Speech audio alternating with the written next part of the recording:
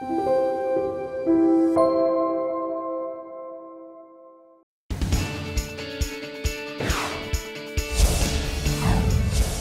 주도가 아닌 민간 중심의 경제로 전환하여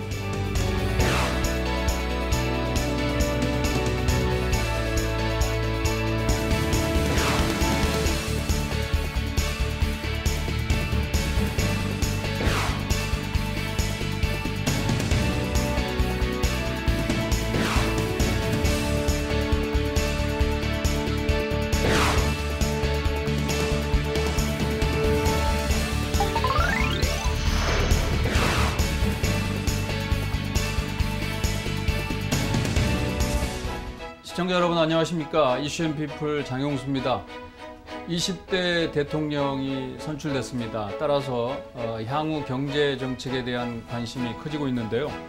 특집으로 편성된 새 정부 경제정책 방향 Y노믹스에서는 대외 리스크가 속출하는 혼돈의 세계 경제 속에서 새롭게 출범하는 대한민국 경제가 어떤 방향으로 움직일 수 있을지, 순항할 수 있을지 전망해 봅니다. 워낙 방대한 사안인 만큼 두 번에 걸쳐서 보내드릴 예정인데요. 오늘은 먼저 큰 틀의 경제정책 방향, 그리고 또 가장 논란이 됐던 부동산 정책에 대해서 주로 살펴보겠습니다. 관련해서 깊이 있는 분석을 해주실 두 분 모셨습니다.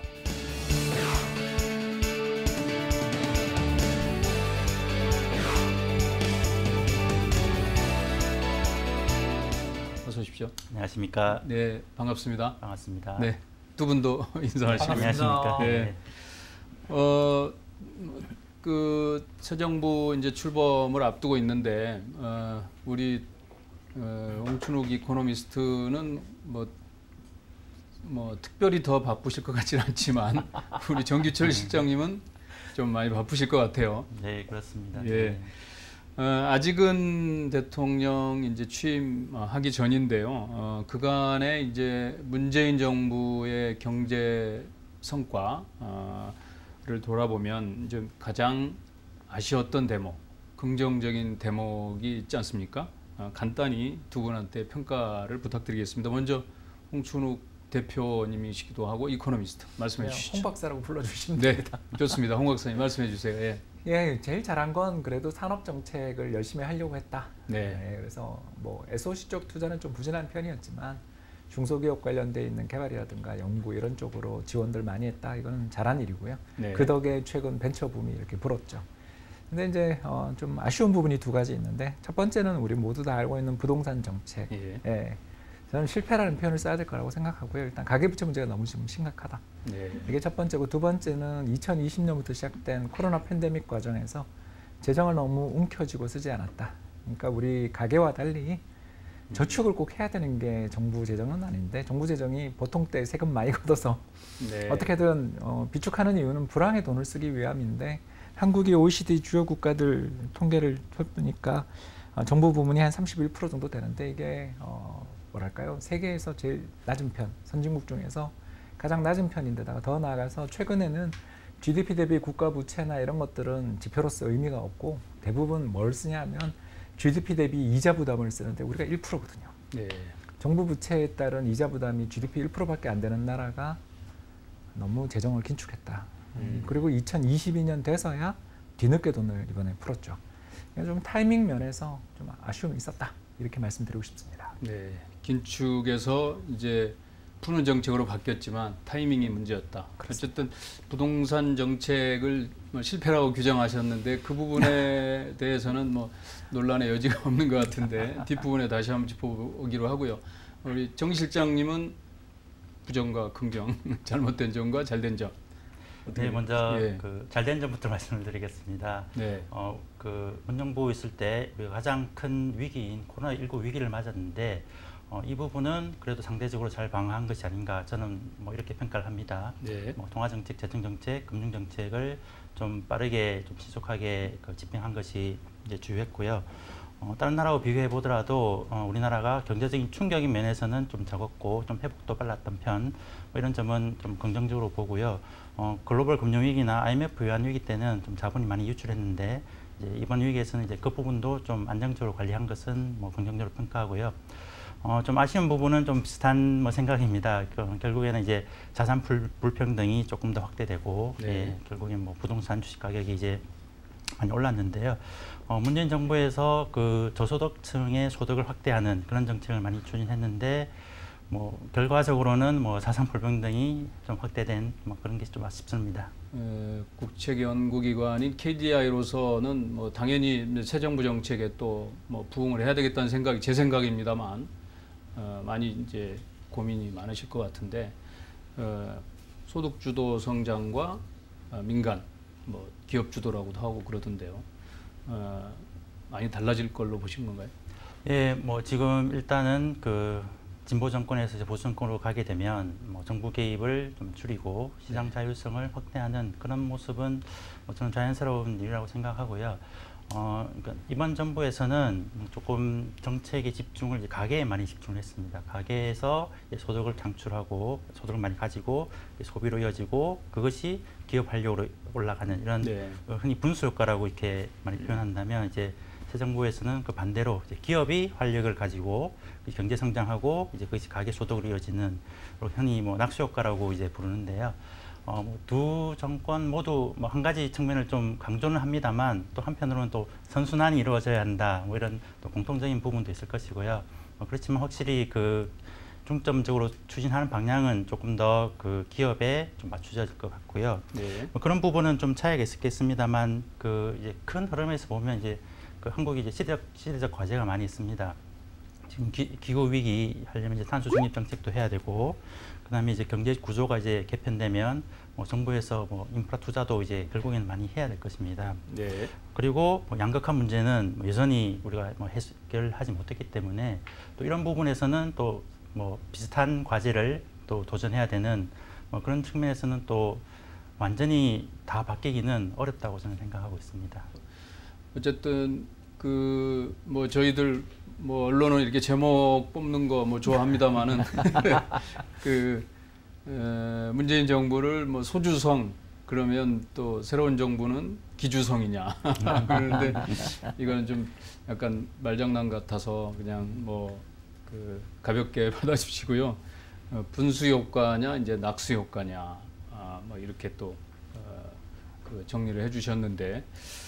중요한 거는 뭐 결과가 중요하지만 과정도 중요할 텐데 그 지금 이제 잠재 성장률이 보면 2%. 근데 이제 그 윤석열 정부는 이제 4%까지 올리겠다. 이게 보면은 이제 그 이명박 정부 때 그 나왔던 기업 주도, 민간 주도. 그러니까 9년 만에 그때의 그 친기업 정책이 이제 부활하는 것이냐 이렇게 볼 수 있는데 맞습니까? 일단 저는 그렇게 될 거라고 보는 쪽이고요. 그렇게 하는 이유는 뭐냐면 일단 우리나라의 정보력, 그러니까 향후 경제 세상이 어떻게 바뀔 것인가에 대한 정보력 측면에서 민간과 그리고 정부 사이의 균형이 서서히 민간 쪽으로 간 거 아닌가. 제가 왜 이 말씀을 잠깐 드리냐면 바로 K 뉴딜 관련돼 있는 펀드들 수익률 한번 보시면 참 좋을 것 같은데요. 뭐 가장 대표적으로 거래가 제일 많이 되는 펀드 수익률을 제가 한번 조사해 봤더니 지난해 7월 이후에 고점 대비 하락률이 무려 40%더라고요. 주식시장이 고점에서 20% 빠졌는데 이른바 뭐 BBIG 펀드들 또는 K 뉴딜 펀드들이 그렇게 돼버렸습니다. 왜 그럴까? 그러니까 생각해 보면 우크라이나 전쟁 우리가 예상 못한 거죠. 니켈 값이 이렇게 급등하는 등 전기차 만드는데 비용이 이렇게 올라가는 인플레이션의 세상이 올 줄 몰랐던 거죠. 그래서 경제가 앞으로 끝없이 혁신하고 계속 가격을 인하하는 그런 경쟁이 벌어질 거다라고 생각했던 세상의 흐름이 갑자기 인플레로 돌아서 버렸죠. 그러니까 이런 사례에서 보는 것처럼 정부가 어떤 산업이 앞으로 육성해야 되고 이쪽으로 발전해야 되라고 끌고 나가는 정부가 어떤 분야를 육성하겠다라고 나오는 게 과연 이게 현실에서 타당한가? 그러면 정부는 뭘 해야 되는가? 저는 기반을 만드는 거다라는 거죠. 네. 가장 우리나라에서 절실한 것이 두 가지인데 첫 번째는 뭐 가계부채 문제라고 생각하고요. 두 번째가 저출산 문제인데 이 저출산 문제를 해결하는데 지금 역대 정부가 다 실패해 왔으니까 결국 우리에게 남아있는 방법은 줄어들고 있는 아이들을 잘 교육시키는 것인데 그런 면에서 최근 대학을 졸업하신 분들의 취업에 관련돼 있는 수급을 살펴보면 이태백이라는 말이 있을 정도로 20대 태반이 백수라는 뜻이거든요. 그러니까 왜 이런 일이 벌어지냐. 이 정보통신사회 또는 4차 산업혁명 사회라는 말은 되게 많았는데 그에 적합한 전공과 인재를 키우는 데는 정말 과연 노력했는가. 두 번째, 이런 인력들을 길러내는 데 있어서 서구나 수많은 학계 연구에 따르면 초등학교 입학 전 교육이 그 이후 인생에 굉장히 큰 영향을 미친다라는 여러 연구가 나오고 있습니다. 그렇다면 복지 혜택들을 집중하는 데 있어서 취학 전 아동 돌봄 서비스나 교육에 우리가 많은 투자를 하게 된다면 가장 효율성 있게 우리의 인재들, 산업은 어떤 산업을 우리가 육성한다 하더라도 그 육성하는 산업에 알만한 인재들, 유연한 인재들을 키워낼 수 있는 방향으로 우리가 정책을 펼쳐나간다면 그게 곧 이름이 소득주도 성장이냐 혹은 친기업 성장이냐라는 말보다는 저는 이게 진정한 의미에 있어서의 잠재 성장률을 높이는 정책이 아니겠나 이런 방향으로 좀 갔으면 하는 희망을 갖고 있습니다. 어쨌든 이미 그 문재인 정부에서 시행되고 있는 주요 정책들, 주 52시간, 최저임금제, 중대재해법 이런 주요 법안들이 특히 이제 기업들이 가장 뭐 아우성치는 법안들이지 않습니까? 이런 부분들이 차기 정부는 어떻게 이제 풀어나가야 될지 궁금해요. 실장님 어떻게 보세요? 아마 윤석열 당선인 그 측에서는 아무래도 좀 기업 친화적인 노동시장을 조금 더 유연화하는 그런 상황으로 이제 뭐 전개될 것으로 이제 공약에서도 나와 있는데요. 말씀하신 것 중에 이제 최저임금 또 뭐 문재인 정부의 중요한 정책이었는데 뭐 이 부분은 뭐 매년 뭐 임금 인상률을 정하기 때문에 충분히 그 조정할 수 있을 것이라고 생각합니다. 물론 그 결정하는 과정에서 많은 갈등은 있겠습니다만 뭐 그것은 또 정부가 또 감당해야 할 것이고요. 그다음에 주 52시간제나 중대재해법 이것은 사실 법률 상황이기 때문에 그 정부의 의지만 가지고 좀 바꾸기는 좀 쉽지는 않습니다. 그래서 뭐 국회에서 뭐 여야가 합의를 해야 되고 그런 어려운 과정이 뭐 있기 때문에 그 두 가지를 좀 전면적으로 개정하기는 뭐 좀 만만치 않은 상황이고 다만 그 과정에서 생겼던 뭐 부작용을 완화하는 그런 소폭의 뭐 수정 정도 그 정도로 예상을 하고 있습니다. 오늘의 그 핵심 논제 부동산 정책 관련해서 여쭤보겠습니다. 대선의 뭐 승부처다라고 해도 이제 과언이 아닐 텐데 최대한 이제 새 정부는 문재인 정부하고 다른 정책, 부동산 정책으로 갈 수밖에 없을 것 같은데. 네, 맞습니다. 맞습니까? 일단 공약 사항부터가 그렇고요. 그래서 일단 첫 번째 가장 큰 문제는 우리 소득이나 이자 수준 대비해서 주택 가격이 역사상 제일 비싸다. 그러니까 우리 명목 성장률이 작년 한 6% 후반까지 나왔잖아요. 그러면 뭐 집값이 한 6% 오른다. 이건 뭐 어떻게 감내할 수 있는 수준인데 지난 한 해 동안 전국 아파트 가격이 20.2% 올랐거든요. 그 결과 가계가 이게 정상적으로 이제 주택을 구입하기는 너무나 힘든 역사상 최대 버블이 돼버렸어요. 네. 자, 그렇다면 이제 이 문제를 어떻게 해결할 거냐? 뭐 이제 첫 번째로 풀어야 될 것은 공급을 지금까지 계속 못하게 만들었던 법이 또는 규제가 바로 2017년 정부 출범하자 나왔던 그 유명한 파리 대책입니다. 이 파리 대책에서 여러 가지 정책들이 나왔는데 그중에 공급 차질을 가져온 두 가지 요인이 뭐였냐면 바로 분양가 상한제 및 재건축 초과이익 환수제입니다. 근데 이게 둘 다 방금 실장님도 잘 말씀하셨지만 법이 아니고요. 시행령입니다. 따라서 일단 정부 입장에서 뭐 양도세 중과 완화 이런 것들은 이제 또 시행령으로 해결할 부분도 있지만 사실은 세법 부분도 있고 특히 종부세 같은 경우는 법률 개정이 필요하기 때문에 그거는 되게 어려운 문제이지만 이 부분 신속하게 주택 공급을 늘려나갈 수 있는 그런 부분들에 있어서는 정부가 적극적인 대응이 지금 가능하다.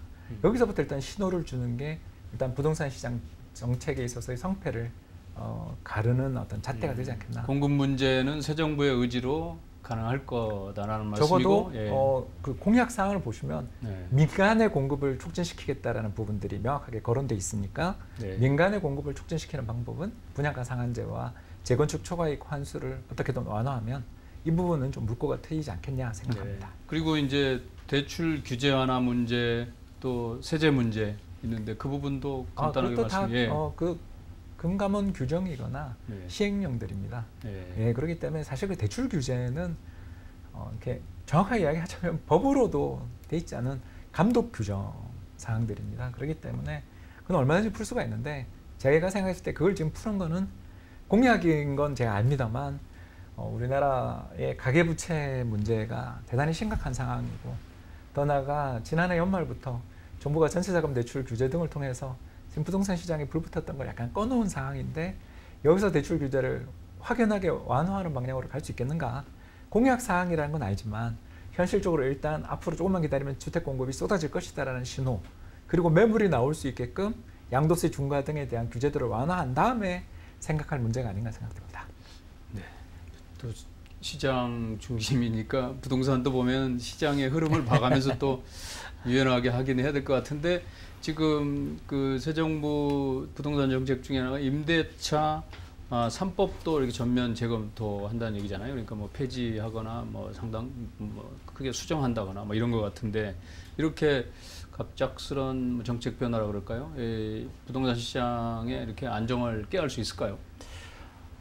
이제 올해 여름이 되면 이제 2년 전에 했던 그런 정책들이 효과가 발생하면서 이제 2+2 계약한 세입자들이 다시 이제 계약을 해야 되는 그런 상황이 올 것인데요.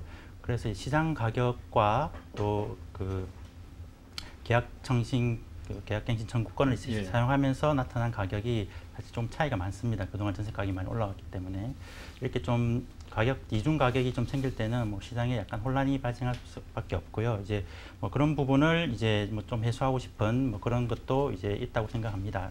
네. 그 신정부에서.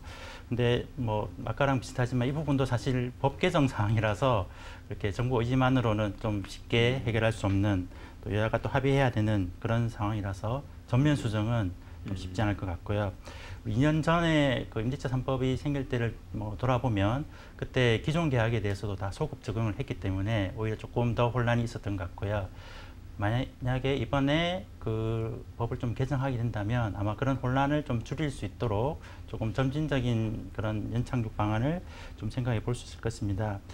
뭐 물론 임대차 3법만 그 바꾼다고 해서 부동산 시장 뭐 여기서는 이제 임대 시장이 될 것인데요. 그것이 뭐 빠르게 안정을 찾을 거라고 뭐 생각하기는 쉽지 않을 것이고요. 네. 말씀하셨듯이 그 임대 시장은 이제 충분한 공급이 있어야지 좀 안정화될 수 있는 상황이 있을 것이고, 뭐 전세 가격 같은 경우는 또 금리에 좀 반응을 하는데 금리가 조금 오르는 상황에 있기 때문에 그 뭐 전세 가격 상승 압력은 뭐 조금은 낮아질 수 있는 그런 상황이 있다고 봅니다. 지금은 그 여대야 소지만 이제 새 정부가 출범하면 여소야대로 바뀌기 때문에 국회가 이제 그런 부분이 또 얼마나 협력이 되느냐도 이제 큰 변수겠는데, 홍 박사님, 이제 윤석열호의 이제 전망되는 부동산 정책, 그리고 현재 부동산 시장 상황을 봤을 때 집값 전망이 진짜 궁금한데 참 뭐 어렵습니다만 어떻게 보시는 거예요? 빠지긴 어렵다. 네. 이렇게 빠지긴 어렵다. 네. 네. 실장님이 방금 옆에서 잘 말씀해 주신 것처럼 최근에 주택 시장에서 매수 수요의 대부분은 갭 투자입니다. 전세를 끼고 사는. 왜냐하면 2년 뒤에 계약갱신 청구 소진되면서 이렇게 전세값이 다 올라갈 게 보이니까 이렇게 올라가고 있는 시장 시세 전세 가격으로 내가 집을 사서 놓고 그 갭에 해당되는 것만 자기 돈으로 투자를. 근데 그 돈조차도 대부분 또 신용대출이 되게 많아요. 그래서 자금 조달 명세서라는 걸 작성하는데 주요 우리나라에 특히 서울은 워낙 대출 규제가 심해서 그런 게 좀 덜한데 경기도, 인천 등의 일부 지역과 광역시는 갭 투자에 들어가는 자금조차 신용대출로 많이 활용을 하셨어요. 네. 그러니까 이런 상황이라는 점을 생각하면 전세 가격이 안 빠지면 이게 어렵고 서울을 중심으로 한 경기도 인근까지 수도권의 입주 물량은 인천 정도 제외하고는 23년에 나옵니다.